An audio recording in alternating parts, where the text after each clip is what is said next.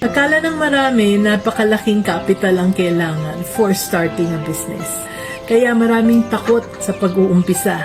Sa totoo lang, dapat hindi capital ang isipin natin sa pag-uumpisa. Kahit na maraming tayong pera, dahan-dahan pa din ang pag-start ng business, lalo na pag wala pa tayong experience sa pagnenegosyo.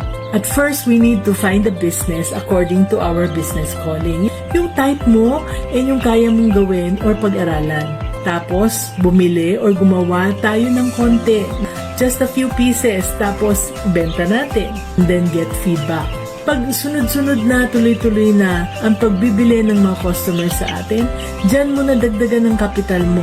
Remember, capital is important when you're growing your business, not when you are just starting to learn how to do business.